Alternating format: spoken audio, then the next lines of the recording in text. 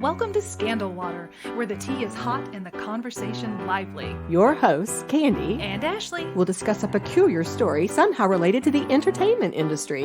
This podcast might not change the world, but it just might satisfy your thirst for an intriguing tale. Oh, it's that time of day. Tune in and hear what the ladies say.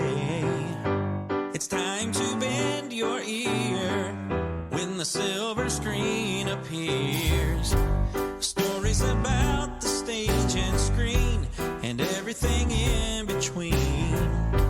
So come on and join the fun. The curtain opens in 3, 2, 1. Stories and scandal water, it's where you need to be. Stories and scandal water, let's pour you a cup of tea.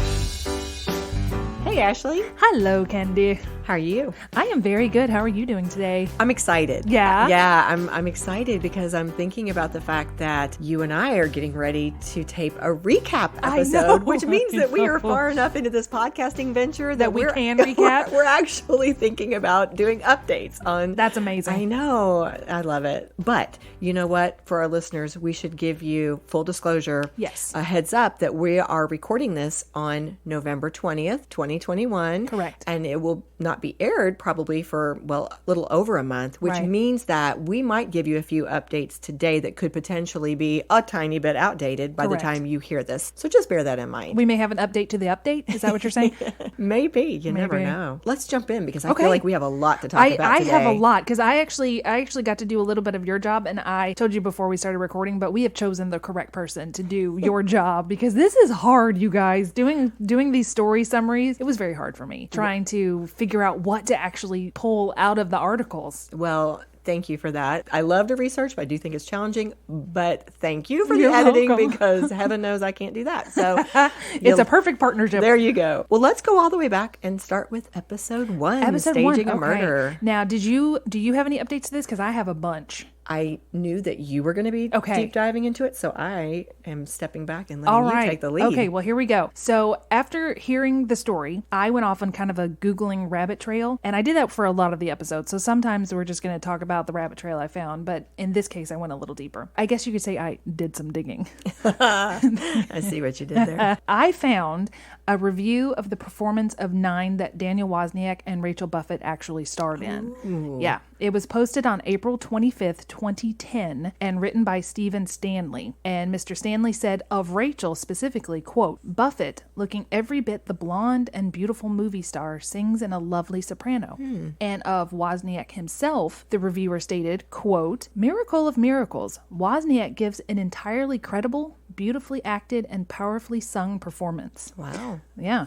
Though not your traditional music theater leading man, Wozniak has the charisma to make you believe he could attract all these women like moths to the flame. As proof of this, and this is in parentheses, the reviewer says, as proof of this, the gorgeous Buffett is Mrs. Wozniak in real life. My commentary is that we know that hadn't happened yet. Right. So that was a little odd. Okay, back to the quote. He says, Wozniak also makes you believe in this complex man's crises, not just of film, but of faith and of life. Interesting that he was so great on stage, but he couldn't do better when he was in that interrogation room. I know. And I thought it was a really interesting quote because it just seemed kind of icky. I don't, you know what I mean? Just like Right. wild, this complex man of faith and life. And then that stuff was going off behind the scenes. So, okay. But then at first I was confused by a little time discrepancy because I'm used to our theater, our community theater, where we do 2 weekends, 6 performances. And this review was in late April and the crime was in late May. So I thought, how did he go to a practice or what happened? But Right. then I also found the original ticketing website and discovered that the show performed for an entire month. Oh my goodness. Yeah, from late April until that final fateful weekend in May. That's a loyal audience base or Well, fan it base really, if you can it really sustain is. that. Yeah, and it was a whole month of weekends. Wow. So, okay, more info about the company itself. They were, I think you mentioned them, they were called the Hunger Artists Theater Company, and they had been in business since 1996, and they had mounted over 100 productions in that time, but they went out of business in 2012, 2 years after the crime. The site I found listed the reason for the closing as the recession. However, The company had not performed a show since 2010, and 9 was not listed on their roster of previous shows. Wow. So again, I thought of our theater, and I'm not sure how you could come back from that. It could be possible, but it would take a lot of community grace. I mean, something that it's so horrific. So horrific. I mean, how do you say, yeah, we're that theater, and then you don't know if people are coming to see it out of some gross fatalism or it just. I felt so bad for them though, because 100 productions, and then they just had to close. All right, so more on them. Okay. I found another article that shared in July of 2021. So this is an actual update. Roughly 6 months after we recorded our original episode, so we did ours in January, which we've mentioned before, Daniel was moved out of San Quentin to the Salinas, I hope I say that right, Salinas Valley State Prison as part of the Condemned Inmate Transfer Pilot Program. Okay, because they did away with the death penalty. Well, sort of. So I've got more on that. It says nearly 60 inmates are currently involved in the program. They describe it as a way for those previously confined to death to now participate in rehabilitation and work programs in order to pay restitution to their victims or their families. Okay. So now, but Sam's father, Steve Hare, said he feels the families would rather have them in the stricter quarters than working out any restitution. He's quoted as saying, it's like night and day going from the Motel 6 to a Regent. So he's pretty upset about it. Okay, now we have Daniel Wozniak himself. There's also a website called Daniel Wozniak Is My Friend. Where the author, I think the author is still anonymous, but they are writing a book. They share words and news from Wozniak himself. I read the latest blog post about his move, and it was an open letter to readers who may be very upset with his move, and what he said may be considered better conditions. So this letter is really, really long, but here's a quote in part. Daniel himself says, quote, "Understand that nothing has really changed. I'm still in prison. I'm never leaving prison, and I will eventually face what I was, in fact, sentenced to and die within prison's walls. This journey I've now found myself on really no longer has anything to do with me. My mind wrote myself off years ago. Living in prison and on death row for more than a decade leaves you faced with a daily paradox each and every morning. If I'm already dead, why do I continue to wake up each day?" End quote. That is his status right now. You can check out the site if you would like. I know we also wanted to know an update about Rachel. Right. She was eventually sentenced to 32 months in November of 2018 for being an accessory after the fact. I could not immediately find any updates for 2021. I don't know if she's out. I could not find anything. I did find a Facebook event from November 29th, 2012 called Help Rachel Buffett Out of Jail. And there were a lot of very colorful comments from about 3 years ago concerning her and people's opinion of her guilt. So it was started in 2012 and it was very supportive back in 2012. But in 2018, when she was sentenced, there was a lot of people who also found this. Right. And they commented. I believe it was started by her family. Okay. And we, of course, we don't advocate going and commenting on this site. This family. No. Yeah, don't harass them, everybody, which I know you wouldn't. But one person whose name I'm not going to reveal because he may not want it revealed in a public way. He just wrote on a Facebook post. Right. This person said, quote, "I hope she rots. She was the mastermind behind it all. I was involved with 9 and was privy to things most weren't. She's a horrific human." Ooh. Yeah. Well, that's interesting. Very, very interesting. So that's all that I found, and I've got a lot of the links, and I'll put in our show notes. But that's our update for Mr. Wozniak and Mrs. Buffett. Well, that was good. Thanks for the information. You are welcome. I felt like an investigative reporter, especially when I found that Facebook site from like 2012. I know. I was like, wow. And then I was having to kind of put it in context of like, yeah, that was good. Yeah, there you go. Okay. Well, moving on. Episodes 2 and 3, of course, were the 2-part focus on Killed on Film. Correct. And we have several updates. In fact, I'm sure our listeners, most if not all of you, are very aware of the tragic accident that happened on the set of the movie Rust, where one person was killed and another injured very badly. And so we wanted to take a little time to update you on that, remembering, of course, that by the time this airs, our information might be a little outdated. We're aiming to release this the last week of December. So just as recently as 3 days ago, a new article came out talking about the most recent lawsuit that has been filed. This one was by Mamie Mitchell, who was actually working on the production. She was standing close to Helena, if I'm saying her name correctly, Hutchins, when that bullet from Alec Baldwin's gun struck her. So she is the latest crew member to take legal action. And is she the script supervisor? Is that who you're talking about? I believe I read this article. Yes, she is the script supervisor. That is correct. She has named not just Alec Baldwin, but the production company and the armorer and the AP. The armorer, part of the controversy there is that the armorer is very young and very inexperienced. So one of the questions that people have been posing is, how did this person get placed into such an important, responsible role? Right. So that's been one of the pieces of controversy. Of course, another piece of controversy is the fact that protocols were violated. Yeah. And I know you're going to touch on that in a moment, so I'll kind of hold on that one. But the big bombshell that also came out was the fact that there was not even supposed to be a gun fired in that particular scene. Right. I remember reading that. That's so wild. A script supervisor, for people who may not know, is someone who goes along with the script and looks at the lines, and they have a lot of different jobs. But another one is they may tell you what the shots are that are coming up. And she is saying, I believe, that there was no shot that was supposed to be where he was shooting the gun. There was supposed to be a shot of his eyes, a close-up of his eyes, a close-up of a blood stain, and then a close-up of his hand on the gun. Right. But not him actually shooting the gun. Exactly. So why did this even happen, of course? Right. Why don't you share with us what you found out about some of those safety protocols? Okay.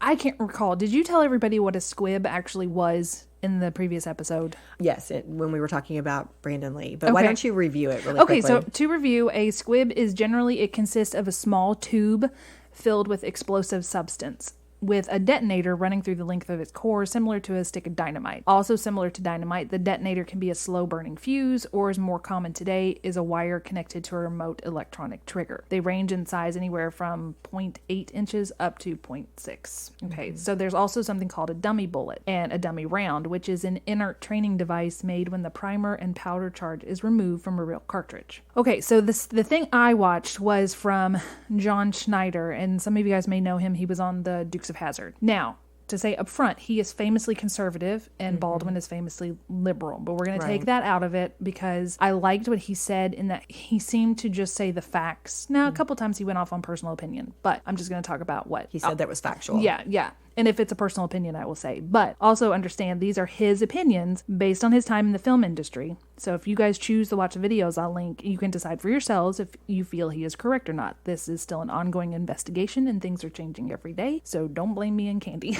Exactly. Basically is what I'm saying. So in his first video, which was dated October 25th, John shares that, again, in his opinion, there is no way that a live round can be put into a weapon where a blank is supposed to be. And in his second video, he shows you why. If it's a prop gun, a live round wouldn't even fit because of the sizing. The bullet wouldn't fit. And he goes through and shows you all of that. Okay, but back to his first video. His main question was, who loaded the gun? He details that if a real firearm is to be used on set, there are to be no bullets anywhere in the vicinity of the set. If, as in the case of Westerns, when antique guns are used, because sometimes they are, because people see them in the close-ups and they like seeing the actual gun. Something looks authentic. Right. Then dummy bullets are also used, which I defined a second ago. It has the casing, but nothing inside. For the safety protocol, for that, you would shake the bullet to prove that there was no lead inside. There's also a circle on the back of the bullet that proves it's a dummy round. So he's again saying, in the incident on Rust, when the first AD handed the gun over, the first AD said, quote, gun is cold. Right. Which John says, quote, means there should have been nothing in it, not even a blank. It means the gun is empty, incapable of being fired. He said the gun was cold, but did not prove it. You have to prove it.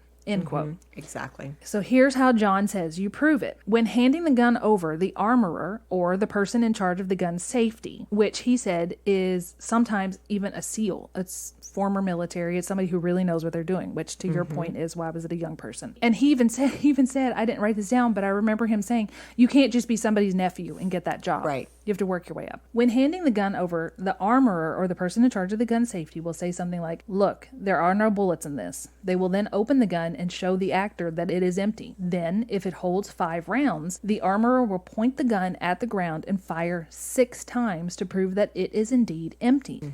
Then the actor receiving the gun will verbally acknowledge that the gun is empty by repeating the phrase, I see that there are no bullets in the gun. And then the actor will open the gun, check that it is empty, and then also fire the gun into the ground 6 times to doubly prove it is indeed empty. If they break for lunch, or if the actor places the weapon down for any length of time, the process begins over from the top. Right. I heard another actor who said something similar to that. Additionally, there should have been no scenario in which this gun was pointed at the cinematographer and the director. John Schneider said normally the director would tell the actor where to point the gun in order to make the shot look correct, but that when it came to actually filming, there would be a C-stand, which is a tall stand that is used in film, with a piece of tape where the actor should aim the weapon. I'm sorry, guys, you hear my cat. He's walking all over stuff, so you're going to hear a little bit of purring. John's final conclusion was that there should have been no live rounds on this set, period. And that's all from the first video. Right. In his second video, dated November 9th, he again stressed the notion that Alec Baldwin, specifically, cannot claim ignorance as the person who produced the film, wrote the screenplay with the director, and was a lead actor. He shared that it is the producers, which we talked about in our episode, the producers who are responsible for making decisions on whether or not to use actual guns, prop guns, and blanks or not. John also demonstrated what is standard today in that the guns are empty and that sound effects plus CGI flashes are added in post-production, even going so far as to shoot an example which to me looked very realistic. Right. He's quoted as saying, it's not about better protocol, it's about following the protocol that is already in place and you ignored it. And that's his comment to Baldwin. Yeah. George Clooney, just a few days ago, came out very strongly against the safety protocols and what happened on set as well. He was on a podcast being interviewed, and I wrote down a few of his quotes, and they directly support what you've just read. Okay, what did they say? Here are a few of them. He talked about the same thing, this cold gun being used as a term when this person handed it to Alec Baldwin. He said that is not something you do. He actually said that he's never heard the term cold gun used to describe a firearm that is safe to use on set. After that phrase was supposedly used again by this film's assistant director, so he didn't even recognize that as an appropriate term to use. Yeah. Here's his direct quote. Every single time I'm handed a gun on set, I look at it. Right. I open it. I show it to the person I'm pointing it to. We show it to the crew. Right. Every single take, you hand it back to the armorer when you're done, and you do it again. Part of it is because of what happened to Brandon. Yes, I saw a lot of yes. When this first happened, I saw a lot of people commenting about Brandon and Vic Morrow specifically. Yes. That I didn't think this could happen. You know, we do stuff so this doesn't happen anymore. Exactly. One of the comments, I couldn't tell you, again, this is a civilian who is just commenting on a YouTube video. I don't have it written down, so I'm not going to say it specifically. But that person listed all of the films in which Alec Baldwin has handled guns before. Right. The Hunt for Red October being one. The Edge, maybe, where he plays somebody, he points guns at people. He said, again, civilian, a regular person like you and I, just said, he knows better. He knows better. You can't just say this is his first rodeo and he didn't know what he was doing. That's why this is so crazy. John Schneider says he doesn't think it's accurate to any longer call it an accident. He thinks it is a mistake. Because an accident is something that you just truly accidentally do. He said this was just too much negligence to call it an accident. And of course, as Ashley said, this is an ongoing investigation, and who knows what evidence they're going to turn up. We're just offering opinions here. Correct. But I've heard so many people talk about not just the safety issues within this particular incident, but the fact that some people had walked off the set just hours prior to this because of concerns over the safety regulations being violated and just not feeling like they were being protected on set. Yeah. So that's concerning. I mean, even before this happened. And I have heard, this is, I think, a rumor type thing. Some people, of course, speculating, was this sabotage? Did somebody intentionally do something? But most of what I'm seeing, what I'm reading, what I'm hearing is negligence. Yeah. It's just pure negligence. And I mean, gosh, this is just horrible. No matter where you are on this, it's horrible. Everything that has happened is horrible. And it should not have happened. Well, on that unhappy note, we talked about, of course, some other tragic accidents in those same 2 episodes. Yes. We talked about Steve Irwin. Yes. We talked about Vic Morrow. Let's go ahead and move on and give some updates on some of those other situations. Okay, Steve Irwin, I think, would be the one. I have something on Steve Irwin. So a new friend and listener, Amy, let us know that there have been some rumors of a romantic link between Terry and actor Russell Crowe. And I had never heard of that. So I did a little bit of Googling, and I could only find the same thing, which is rumors. There is nothing substantial confirmed by either one. Russell Crowe was the first person to call Terry after Steve's death to offer her support, and that seems to be where the rumors kind of started. However, Terry maintains publicly that she is not interested in dating, and a quote from Russell says, quote, Terry is one of the greatest women I've ever met in my life without there being implication for intimacy or whatever. I love how she's kept the memory of Steve alive and respected the work that the two of them had begun, and she's an absolute champion, but we're not in a relationship. Okay. So if they are, it's very, very secret, but it sounds like, at least publicly, they're denying it. They're denying it. Right. Yeah. You had some interesting information about Steve's dad, didn't you? I did, yes. And this kind of, there was a lot, so I just have a little bit of it, but it's almost sounds like a Family Feud situation. Again, I had never heard of this either. So this is kind of a sad update. Steve's father, Bob, and Terry Irwin had a falling out around 18 months after Steve's death, allegedly over what direction the zoo should take. In 2008, Bob Irwin is quoted as saying, quote, I just felt that it was better for everybody concerned if I left Australia Zoo and Judy, which I think was his second wife, so not Steve's mom. If I left Australia Zoo and Judy and I and all our friends were able to continue Steve's work the way I believe it should be done. He also said, quote, the problem I had was that the management and I didn't agree on certain aspects of Australia Zoo after Steve's passing. Because most times I went into Australia Zoo, I would have a different sort of opinion with somebody, or I may have an idea and it would not be listened to. Now, after that, this is where it gets a little... Pointed? I don't know if that's a word. It's like a little soap opera-ish. Oh, okay. So after this, it devolves more into a he said / she said / she said. Bindi Irwin, which you'll remember is Steve's daughter, posted a tribute to her husband and her father-in-law for Father's Day 2021, to which a fan, which I say rightfully so, pointed out that she had left out her grandfather, Steve's father. Right. She replied in a very lengthy post that you can find online that Bob had not been in their lives for many years and called his treatment of her and her family psychological abuse. She detailed that he returned gifts they bought him, never spent time with her as a child, and that her mother had been financially supportive of him since 1992 when he retired from the zoo. To that post, Bob's friend, former Australia Zoo co-worker and co-biographer of Bob's book, The Last Crocodile Hunter, Amanda French, replied, in quote, he is nothing but kind. He hasn't seen you since you were 10. He's done all he knows how to do, and that is bury his head in the sand because that's how he copes. Oh my goodness. He's not someone who's out there... He's not someone who is out there about reaching out and communicating. He's like your dad was, an introvert, and not someone who can navigate people well. Well, that's sad. Right. So essentially, this sounds like a big fat mess that would most likely be kept off of social media. Right. And I was thinking about myself, and, she's 22. I don't know if she's right. I don't know if this other lady's right. The point is, none of us know because we're not in that family. I'm really glad that I am not famous and that I did not have social media when I was a young person, because there is a lot of definite conflicting emotions, and I think probably Bindi just stated what was on her heart. She believes it's true. This other lady has a relationship with Steve's dad that she does not see that side of the dad. So we have no idea who's right or wrong. Okay, but I've got good news for you. Okay, we're gonna end it on some good news. Okay. I did find the freshwater snapping turtle that Bob and Steve discovered together. It's named Alicia Irwini, the Irwin's turtle. I think I said that right. Irwin's turtle, or the freshwater snapping turtle. Now, this species is a large, short neck and with a yellowish white head, like other related species in the Alicia group. Irwin's turtle is a colloquial respirator, i.e. it breathes through its bum. Oh my goodness. Well, I'm glad you defined that because I had no idea what that meant. Yes. Irwin's turtle lives in a specialized habitat with clear, oxygenated water with continuous flow. Urana, I just don't know if I'm saying any of this right, guys. It contains the most permanent river in the Burdekin River system, which means that Urana is likely very important habitat for the turtle. And you're welcome for the science that we just inserted into this podcast. Yes, I had to find something happy because that was such a sad little family feud. I didn't want to end it on that. Well, and here I'm about to bring something else that's a little dark into this. Because within the course of our 2-part episode on Killed on Film, we took a little bit of a turn, remember? And we were talking about curses. Yeah.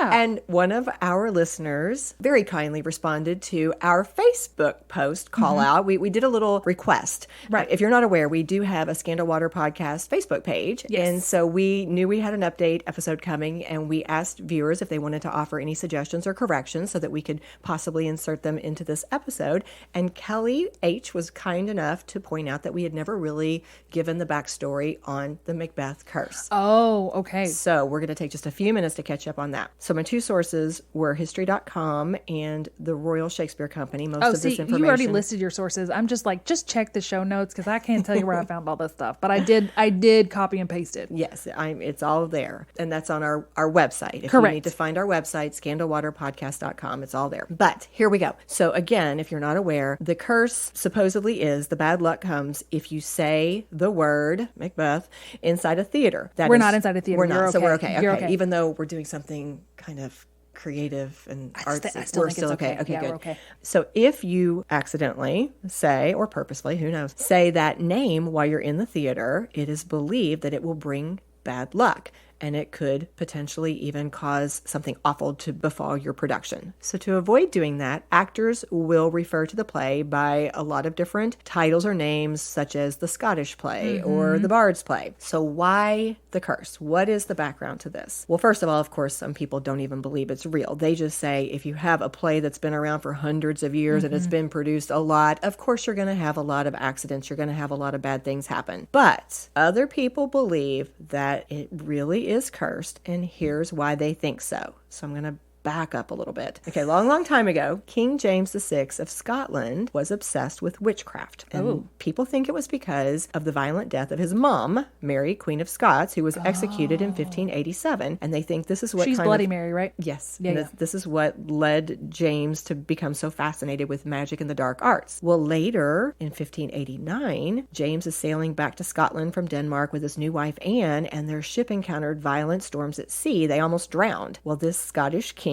blamed the evil spells of witches for conjuring up that storm, and so following his return to Scotland, he ordered a witch hunt in the coastal town of North Berwick, and he even later wrote this big document on witchcraft, which inspired further persecution against witches. So he had a thing for witches. Yeah. After he became King James I of England in 1603, of course, the king's beliefs mattered to people. Sure, And so some of the writers of the day would even incorporate some of his ideas or some of his interests into their works, and Shakespeare did that. Supposedly, the line in Macbeth, here's the quote, "Though his bark cannot be lost, yet it shall be tempest-tossed," was a direct reference to that same ship event that we were talking about just a moment ago. But even more relevant, of course, because of this interest of the king in witchcraft, supposedly Shakespeare actually researched the weird sisters, the witches in the play, and their chants that you hear in Macbeth, and supposedly those ingredients that are mentioned of the fenny snake, the eye of newt, and the toe of frog, those are supposedly all real witchcraft things. But then wouldn't that mean spells. Performing that particular play would be cursed? Why just saying the name of it? Well, they say that. This is folklore, of course.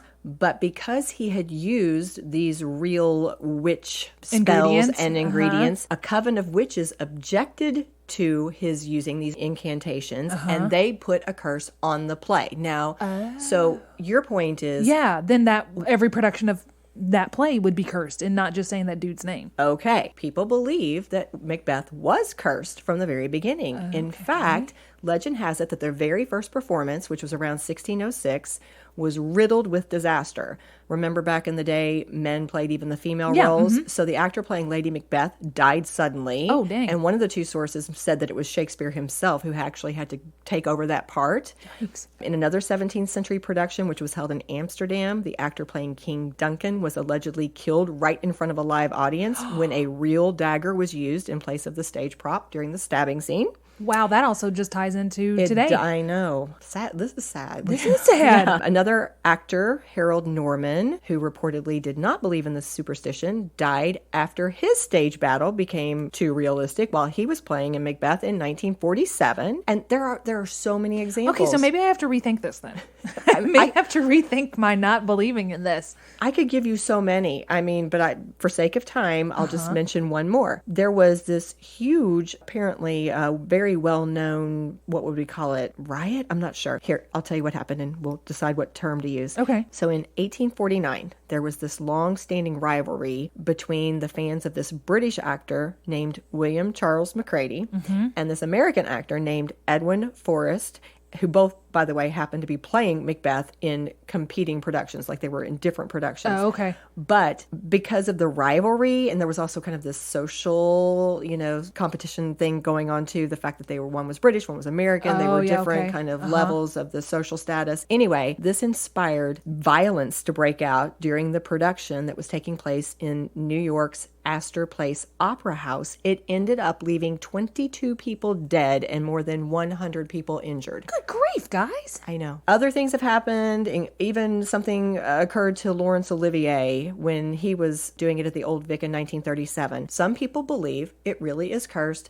Hence, you don't even say the name. And the antidote, if you accidentally say it, here's what you're supposed to do. And the two sources gave slightly different ideas. So according to history.com, if you accidentally say it, you have to exit the theater, you have to spin around 3 times, spit over your left shoulder, and either recite a line from Shakespeare or you have to say a profanity.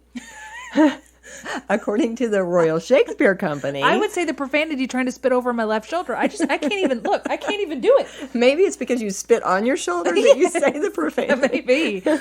But according to the Royal Shakespeare Company, you exit the theater, you spin around 3 times, you spit, you curse, but then you have to knock on the door to be allowed back in. Wow. So there you have it, folks. There we have it. All right. I'm rethinking things. Okay.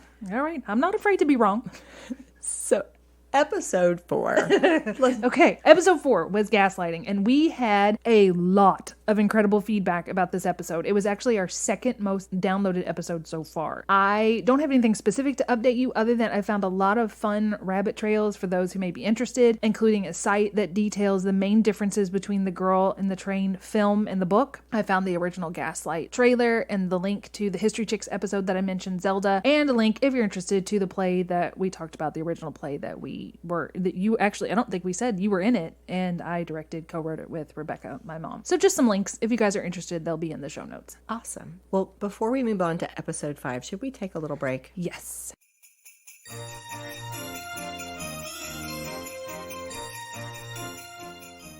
And we are back and ready to talk about episode 5, which was War of the Worlds. So this was fun, guys, because after we aired the episode, I heard from a friend who I'd actually not heard from in a long time. Just to kind of give you the quick backstory. Many years ago, in 2009, I performed in a play, The Gingerbread Lady, with my friend Rich, and that's when I first met him, of course. Well, he then, a year later, founded his own theater company in 2010, the What If Theater, and in 2012, I was in a play for the What If Theater that my friend Rich directed, called Arcadia. Now, since that time, which has been almost a decade, we probably haven't crossed paths more than a handful of times. But after this War of the World episode aired, Rich reached out and he shared what I thought was a very interesting story, and Ashley did as well. So we wanted to let him tell it. Rich very kindly sent us an audio clip where he just gives a very brief explanation of the situation. But just to set it up, back many years ago, Rich had decided that he would like to produce War of the Worlds in his What If Theater, and he had reached out to try to get the rights, which involved trying to contact the widow of the original screenwriter. Remember Mr. Cook, who we had mentioned in our previous episode? And then he ends up having an interaction with the widow's attorney in the course of trying to secure these rights, and has a very interesting conversation that takes place between the two of them. But we'll let Rich tell it. In the original production design, we were going to perform the radio play in front of the audience from the perspective of the radio studio. The actors and technicians were going to be in period costume, using sound effects equipment to simulate what would have been available in 1938, so that we would be giving an idea of what went into radio production for live radio in 1938. Once we were finished with that, there'd be a brief intermission, and we were going to replay what had just been recorded, just the audio, nothing on stage, so that the audience only had what was the sound and their own imaginations to contend with. My hope was that it would recreate, on some level, the terror that the original production had produced, whether you believe it did or not. I was dealing with the lawyer for the widow of Howard Koch, the playwright, in getting the performance rights for this piece. I was able to get a copy of the original script through Amazon, of all places, and confirmed that it was a good copy to work from by the lawyer. He did inform me, however, when I told him my plans for the production, that I was going to fail.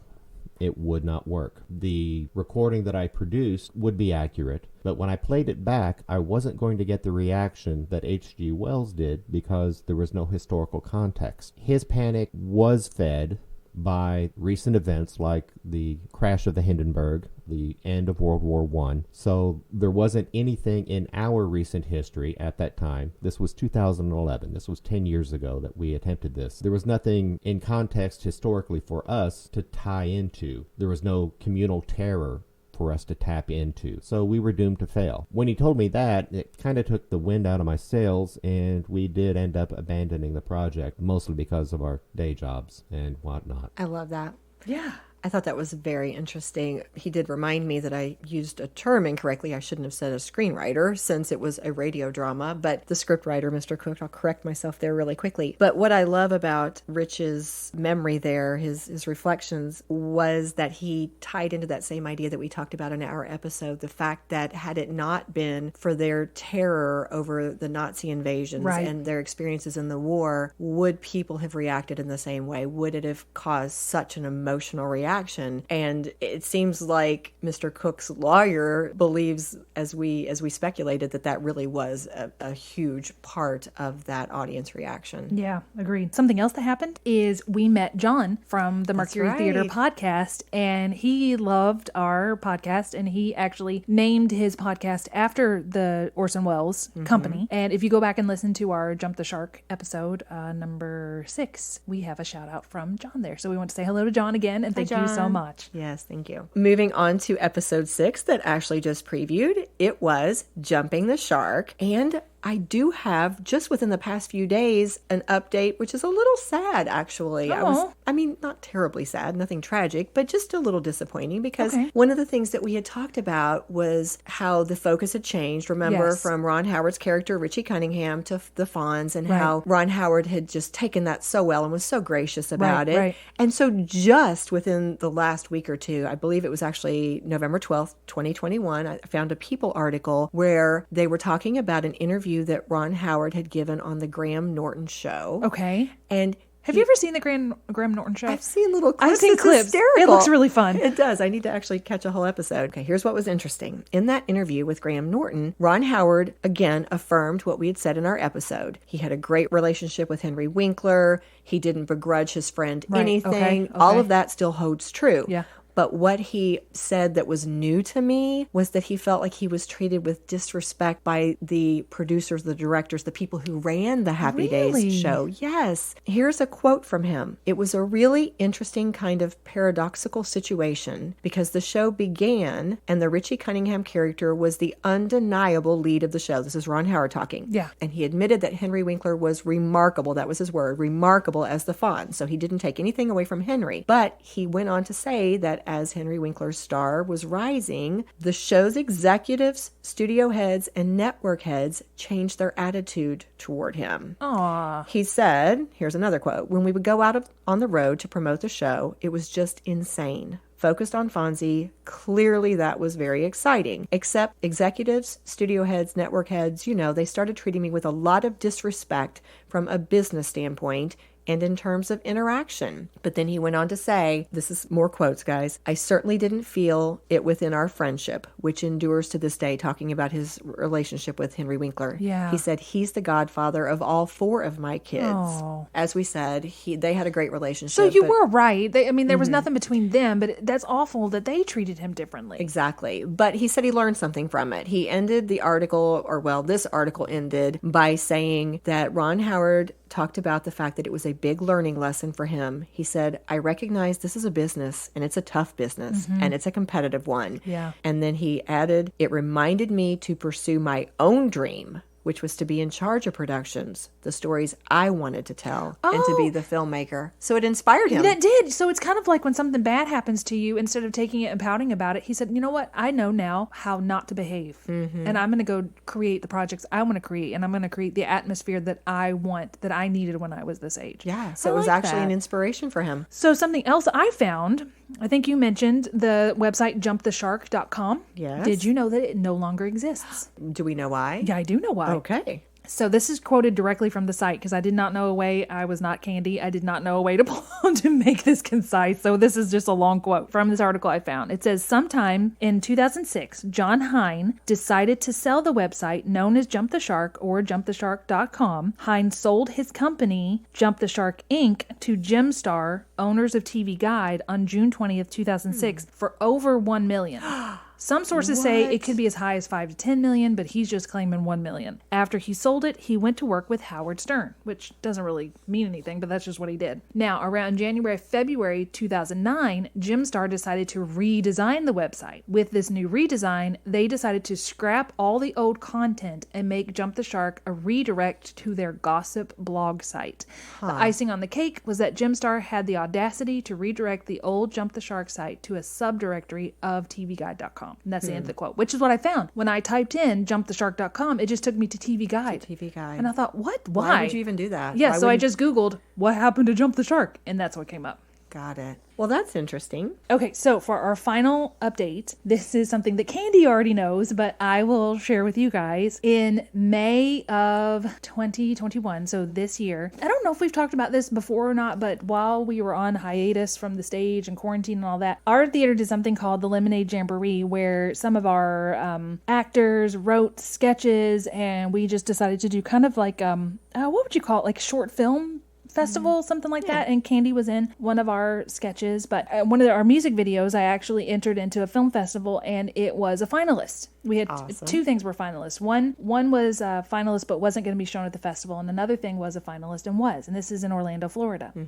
And it was the International Christian Film and Music Festival, which is like the biggest film festival in Christian film festival in the world. I don't know.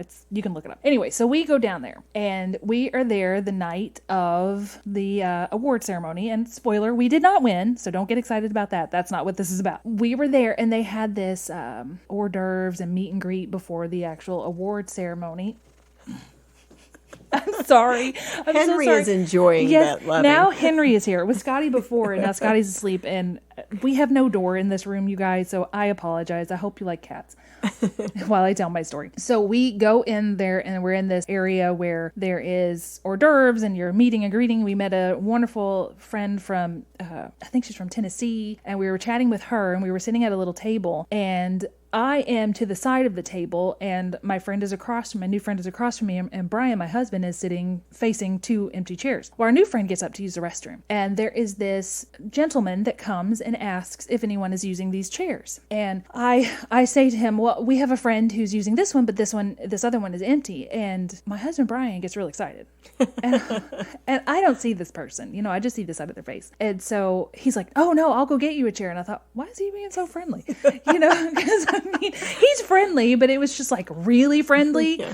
And he jumps up and he gets a chair, and this gentleman and his wife sit down next to us. And I just look at him and I'm like, so why are you here? And he says, well, I have a film here and I'm nominated for Best Supporting Actor or something like that. I'm like, well, that's wonderful. And he tells me about the movie and all that jazz. So as we're chatting, his wife needed to have a sip of water, and there was no water. And then Brian again is like, I'll go get you some water. I'm like, what? Okay. He gets up and he goes off, and I'm like, well, okay, well, I'm just going to readjust my chair so I can talk to this fella a little bit better. Right. And as I readjust the chair, I look at him, and he's telling me all about his film. I just have this sinking feeling, and I look at this fella, not a bad sinking feeling, but like, oh, you dummy. And I look at him and I say, I'm so sorry. Either you are or you look exactly like Donnie Most. And he just smiled. He went, I am. I know. know. And I said, oh, it's so cool to meet you. You know, what do you do when you meet somebody? You're sitting next to this person you watched your whole childhood grow up, you know? Then the whole thing I'm thinking of is we had already recorded that episode by that point. Yes. And I thought, if I do not mention this episode to him, Candy's going to murder me, because I'm going to tell her this story and she's going to say, did you tell him about our episode? We talked about film a little bit more. We talked about Happy Days and how much he enjoyed that. And in the episode, you said that he had some reservations. Yeah, had some reservations. Yes. And so I relayed that to him. I said, we have this podcast. It's called this and this. And I told him about the episode. He says that you are correct. And that thank you, Donnie.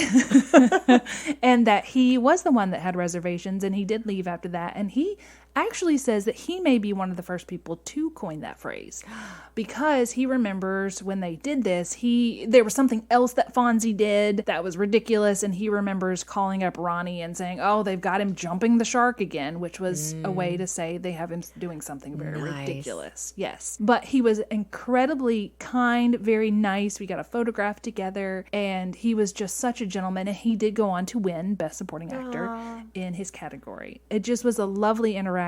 And you know how sometimes when you meet people and they can be what you don't think they would be, and he was exactly what you would think he would be. And I will put a link to the film that I watched of his that he was telling me about. And you're going to put the picture on? Sure, I can put the picture on. Yeah. It was a wonderful film. I actually really enjoyed it. It had some stuff of conspiracy, which I like, and it's supernatural things, and I truly, truly enjoyed the film. But I just thought you would enjoy that story. I love that story. I remember calling Candy, and when you didn't answer, so I called you the night of the banquet, like after all this had happened, and you didn't answer, and you texted me, and you're like, sorry, I'm with family. And I was like, no, you have to call me back. She did. Have to call me back right now. She was like, it doesn't matter what you're doing. Yeah, it doesn't matter who you're with. Call me back. And I was excited. Yes. I remember being super excited. Yes. That was awesome. Yes, it was very cool. All right. Well, that was a happy one. Yes. I love a happy update.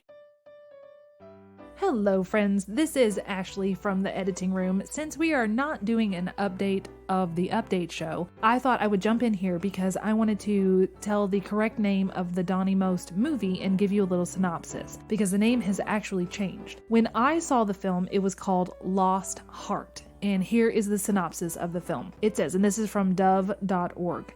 A lifetime ago in a sleepy Michigan lake town, Hannah Howard experienced something otherworldly. For years, the event was pushed to the corners of her mind, seemingly forgotten, until a trip home starts unlocking her past memories. Can her advice-giving hippie mother, played by Victoria Jackson, or the small-town preacher, played by Don Most, or her newly discovered Bigfoot hunting brother, Josh Perry, help her make sense of it all? To add to the growing mystery, the strange events have started again upon Hannah's return. Strange lights appearing in the sky over a place locals call the Devil's Crossroads. So that is a synopsis again from dove.org, and the film has actually the name has been changed from Lost Heart. It is now called Bigfoot, UFOs, and Jesus, which I think is a pretty awesome title for a film if you ask me. But anyway, there you go, and Donnie Most won Best Supporting Actor at the International Christian Film Festival for this film, originally titled Lost Heart. Back to the episode. So moving on to episode 7, Cobra Kai. We don't actually have a lot to say here other than there was a lot of interest in this episode. Yes, this was number 3 on the top downloads. And if you want to know number 1, because if you're like me, you go, well, what was number 1? It was Staging a Murder. Mm-hmm. So our first episode was number 1, Gaslighting, and then Cobra Kai. Yeah. But Cobra Kai's only been out a short time. Yeah, so, it could overtake. It really spoke to me in terms of affirming what we suspected, that there are a lot of Cobra Kai fans out there. So knowing that, we thought we would just go ahead and share with you as our update the fact that season 4 will be premiering on December 31st, 2021. If you don't know it yet, now you do. Yep. And I am 1 episode away from finishing season 1. So I'm slow, but I'm getting there. You are getting there. And of course, as would be expected, they're really talking it up. The Cobra Kai head writers and executive producers are saying it is going to be amazing. Here's a quote: "Prepare yourselves because season 4 is our biggest one yet. With new alliances, new students, new conflicts, and the return of a legendary franchise character, it's anyone's game. Strap in for a wild ride on the way to the 51st annual All Valley Tournament." Well, it's going to be Terry Silver. You and I did not see him because he was in the Karate Kid Part 3 movie. Oh, okay. But everybody else who's been a fan for a long time, they know exactly who it is. This is news, I think, that's been out for a while. In fact, the actor who plays Terry Silver, Thomas Ian Griffith, even put out a quote a while back where he said, "I never imagined I'd be stepping back into this role, but what an incredible opportunity to bring Terry Silver full circle." Cool. And he said, when they say Cobra Kai never dies, they mean it. And they had previewed this. If you've watched the whole thing, there were a couple of different scenes where they had flashbacks where you saw the Cobra Kai sensei, John Kreese, that he had saved Silver's life when they were both prisoners of war in Vietnam. You see a later episode where he's staring at this picture of his old buddy, and they were foreshadowing that he was coming back. Okay. Yeah. Well, for me, I found in my little Googling rabbit trails, I found the Etsy t-shirt link for the Justice for Johnny. Nice. I also found the Freddie Fernandez t-shirt, and I found not the one that I saw originally, but I did find the article, an article about I Am Iron Man. If you remember, I talked about that being an additional line. I found that, and I found some fun Goonies clips that I will add. Love it. Including Mikey's "This is our time" speech from the Goonies. Episode 8 was our quiz show scandal episode. I'm sorry for what I said about her, but I'm also not sorry. So I don't know where I stand on that. And we had a lot of people talking about that they really enjoyed my salty self. Absolutely true. But it was fun because one of our listeners, who's also a friend, Kelly H., she and I met when we performed in a play together several years ago. Well, Kelly not only enjoyed your reaction, but she also felt compelled, as somebody who'd been through law school, to go ahead and offer an insight that maybe we wouldn't have thought of. Okay. She shared that, although she also does not approve of her. Oh, thank you. Thank you. I don't either. I hope it didn't sound like I do in the episode. No, you're just being the voice of reason and telling it not with an opinion, just like what you're supposed to do with news. And I was very, I am shamed. Passionate. Well, Kelly pointed out that the reason why he was protected was literally because of whistleblower protection laws. Without those protections, as she pointed out, people would not come clean. Like, they would not choose to do so. So her observation was that while he did cheat and he did act unethically, it also took guts to come forward and to expose the corruption, because he was taking a chance that he also would go down with the ship. And if it were not for those whistleblower protection laws, you would not have a lot of things exposed that need to be brought to light. I agree with all of that. My one problem is that he profited. Mm-hmm. That's my one comeback. I think it should come with, and you were not ever able to profit from this. Right. You're not going to get in trouble. We're not going to do X, Y, Z. You just can't make money from this. That's an interesting idea, because of course they do that with criminals sometimes. Mm-hmm. Murderers is what's coming to my mind, where you're not going to make any money off of this. Exactly. Mm-hmm. Yeah, that would be easy to add in there. Thank you. Our suggestion, if you're listening, whoever is in charge of these things. Now, for me, I had a field day with the rabbit trails for this one. I had such a good yet also very stressful time watching all these game show clips to share. So because they stress me out. Yes, so I was very excited, but also I had to take a breather. So I have links to The Answer Is, the book you talked about, a link to purchase on Amazon if you're interested. It's not affiliate. It's just a link if you're interested in the book. I have his Last Jeopardy message, which I got a little teary. I have the Jeopardy Alex Trebek, Ken Jennings, the Final Jeopardy.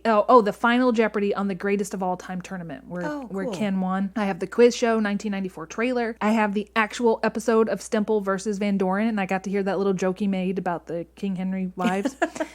I've got a John Turturro, Herb Stemple photo comparison and Stemple's death announcement. And I have a whole bunch of other stuff. I got Wheel of Fortune's Most Amazing Solves, which these were incredible. One of them had one letter and the person solved it. I think one had nothing. Are you kidding me? Well, maybe not nothing, but there was one letter and this person got it. It was amazing. Concentration. Remember I talked about having seen Alex on that. It was a bonus round where nothing was working. So some stuff went funky and it showed how Alex handled it. That's cool. And then a normal episode, the $10,000 pyramid, the greatest win. This was also incredible. The Monk game show scandal episode, but I couldn't view it to make sure that I was right about the solving, because you have to purchase it to view it. So I've got a link to that. I have a link to What is Geritol?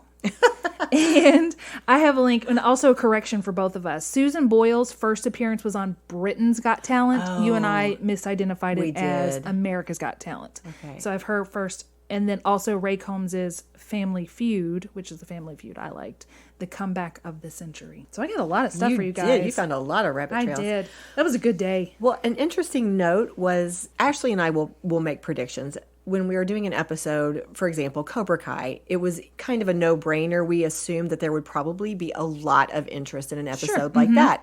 But then you come to an episode like the quiz show scandals of the 1950s, and you're wondering, is this going to be an episode that will be quite as popular, quite as widespread in its popularity? And what was fun was to find out you guys do like quiz shows, or at least you're interested in the scandals, because we had a couple of listeners who responded immediately and gave us other ideas for some scandals that we might pursue if we wanted to do a part 2. So for example, Elaine, who is a friend and a listener, mentioned that we could dig into this Price is Right idea of, especially with the Showcase Showdowns, is it data or is it actually luck, right? And so like she said there have been books and articles written on this topic, so she suggested that could be something we could dig into if we wanted to. And then we had another friend and listener, Jennifer R., had a suggestion that we might look into another Price is Right scandal, this one involving a man named Ted Slauson, who could make the perfect bid, is how they build this in some kind of a documentary. He basically could outsmart the program. So, interesting. Very interesting. So I think we're up to episode 9 now. Is that right? I think so. WKRP in Cincinnati, my main man. My mom, Rebecca, told me, well, there's actually another one. I thought it was just the turkey one, that if you thought of this, you would think of that. And she said, no, there is actually an episode where it was almost like, you know how Law and Order rips things from the headlines? They do current events. WKRP did a fairly current event where, and also turns out to be a current event in our 2021 world, where there was and I don't have any info in front of me because we may end up covering this eventually, but there was a concert where a bunch of concert goers were crushed in trying to get into this concert. And WKRP, because it was in Cincinnati, this event happened in Cincinnati, and they did an episode, but then the Astroworld tragedy happened very recently. So that is something that could be compared and contrasted later on. So the fact that they based their episode on this real current event for that time. I'm sure they acted like the actors acted as though they were going to the concert.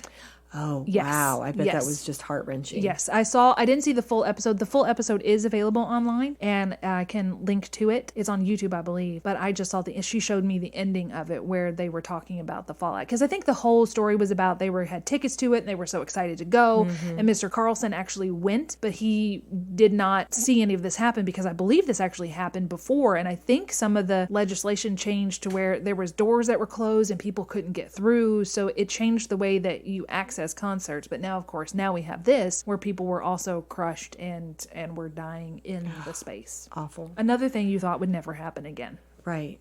Yeah. So tragic. Well, let's move to a happier episode, episode 10, which focused on Dick Van Dyke and how it connected in part of it, of course, was how it connected to WandaVision. That's correct. I don't have any updates for the WandaVision, but they are doing reshoots, so hopefully we'll get to see the next, installment later.